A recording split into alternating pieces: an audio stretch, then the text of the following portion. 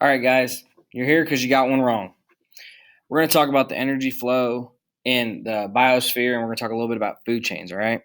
So, like you can see up at the top, it says our ultimate source of energy for our planet and everything that's on our planet, any ecosystem, is the sun. Autotrophs and producers, they get their energy from the sun, all right, through photosynthesis. And then our heterotrophs and our consumers, they get it through eating other plants or animals, all right? That's kind of how our food chain really works, all right? So our ultimate source of energy is the sun, all right? We can see examples of food chains right here, all right? And how this works is sun gives energy to the grass or plants, trees, anything you can think that uses photosynthesis, it gives the energy to, all right? Then a herbivore or a primary consumer will take care of that, and they'll eat the grass or the plant or the tree.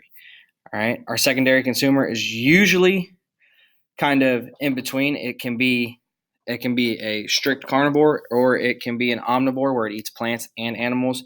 And then our top or our level 4, really our tertiary consumer, that is strictly a carnivore. Okay.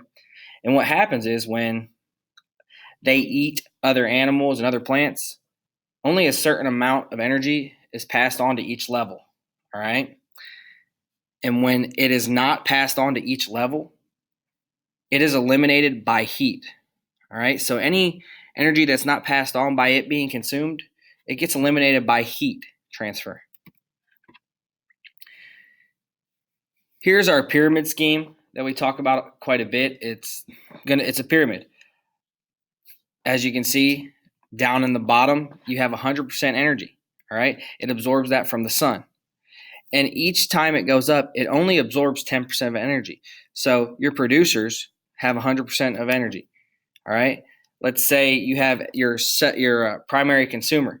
They only absorb 10% of the energy that they eat. They do not get 90% or 50%. They only absorb 10% of the energy that's passed on through each level. Okay.